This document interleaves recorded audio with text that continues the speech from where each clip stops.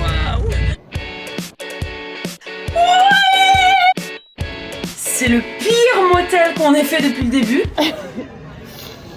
Je ne pars plus. J'avais comme projet de partir à La Réunion. J'ai pas envie d'utiliser des mots trop forts. Mais en tout cas, c'est clair et net que j'ai fait un burn-out. Et donc, je me dis que maintenant que j'ai touché le fond, le seul truc que je peux faire, c'est remonter. Vous avez dit que je partais plus, mais en fait, je pars. Mais pas au même endroit. Oh putain, ça y est quoi. Je vais enfin monter dans cet avion.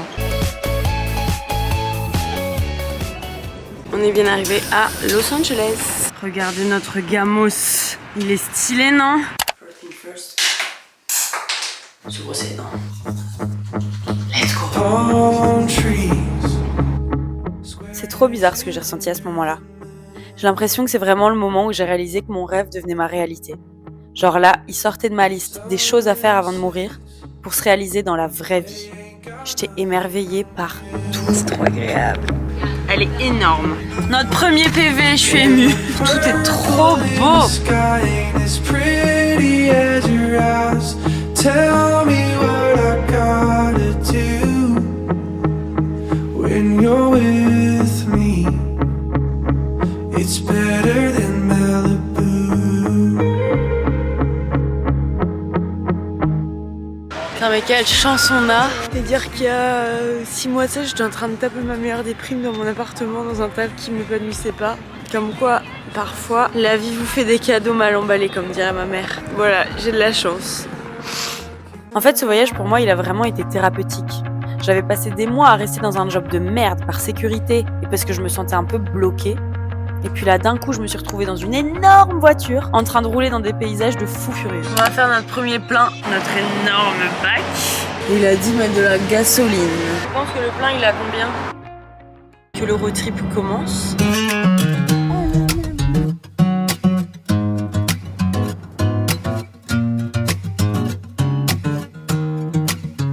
Enfin, vraiment, j'avais un sentiment de liberté, c'est inexplicable. Waouh!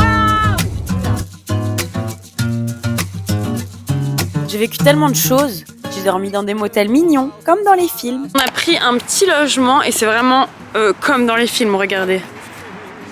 Bon, forcément, c'est un petit peu kitsch, hein, la moquette aussi, mais je sais pas, je trouve ça un côté dépaysant comme ça. J'ai vu des baleines pour la première fois. Le projet étant d'aller voir des baleines. Bah, je vous retrouve sur le bateau.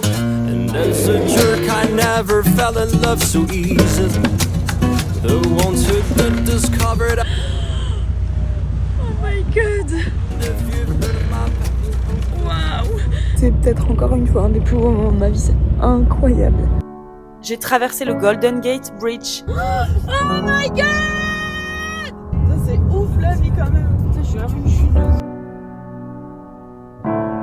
J'ai aussi dormi dans des motels très flippants. On a dû réserver un hôtel en dernière minute. C'est le pire motel qu'on ait fait depuis le début. Le parking est juste là, genre derrière la porte, il y a un énorme parking. Et genre sur la clé, je vais vous montrer quand même parce que c'est drôle. Mais sur la clé, il est écrit des petits conseils safety pour les guests. Never open door. Super rassurant pour passer la nuit. J'ai gardé des chiens.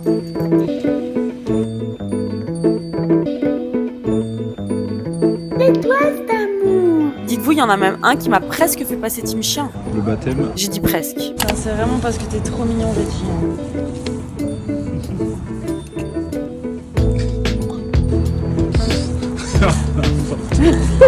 Oh waouh, c'est tellement beau.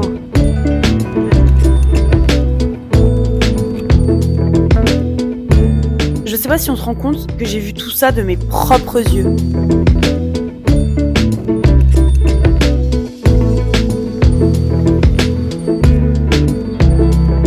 Genre tout ça là, c'est pas des images d'internet, hein. C'est des images de ma caméra que j'ai filmées moi-même. Je suis passée par toutes les émotions. J'ai dû me résoudre à faire des croix sur certains endroits que je rêvais de voir. La route est fermée, il y a eu une tempête de neige, donc on n'a pas le choix, là on doit revenir sur nos pas, donc ça fait 2h30 qu'on roule, donc on doit rerouler 2h30 dans l'autre sens. Et donc je vais pas voir tout ce que je voulais voir. En plus, ce qui est super frustrant, c'est que là on est vraiment genre à 30 minutes quoi. Ça fait 2h30 qu'on roule, il reste 30 petites minutes. Et puis après, je me suis rappelé qu'en fait, j'étais là pour réaliser mon rêve. Et donc, j'ai forcé le destin et j'ai bien fait. La route qui était fermée hier vient de réouvrir! Je vous le disais, c'était vraiment l'endroit que j'avais trop hâte et j'avais trop envie de voir. Et je vais le voir, je vais voir cette Morning Glory Pool, je vais découvrir ce parc, je suis excitée.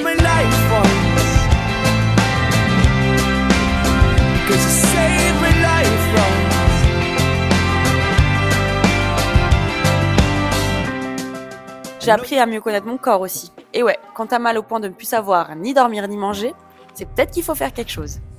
Ça va toujours pas la grande forme, donc mais vraiment là j'ai mal partout et j'ai eu l'impression que je suis toute cassée, je suis dégoûtée. Au moins maintenant je peux dire que j'étais à l'hôpital aux États-Unis. Et c'est fou hein, parce que même ça m'a pas empêché de vivre le plus beau voyage de ma vie. Même de ça, j'en ai tiré quelque chose de super positif. Dans quel monde ça arrive ça?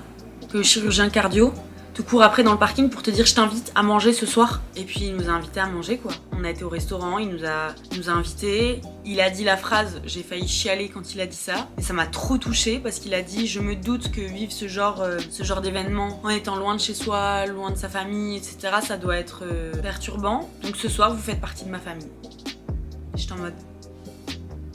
C'est trop mignon. En fait, c'est simple, j'ai tiré du positif de tout ce que je vivais. J'ai vécu tellement de moments forts, j'ai vu tellement de belles choses. Des levées de soleil, des animaux que je découvrais pour la première fois. Un coyote, vous l'avez vu ou pas? Des endroits que j'avais vus que dans les films.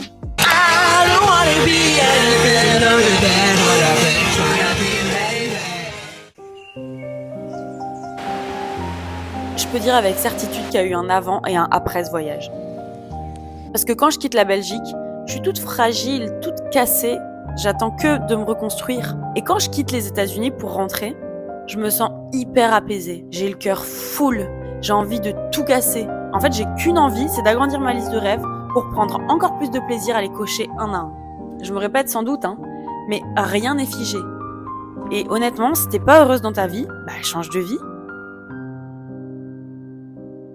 On a toujours tendance à vouloir attendre. Attendre d'avoir assez d'argent, attendre le bon moment, attendre de se sentir prêt. Alors qu'en vrai, je t'avoue, être prêt, c'est pas un sentiment, hein. C'est une putain de décision.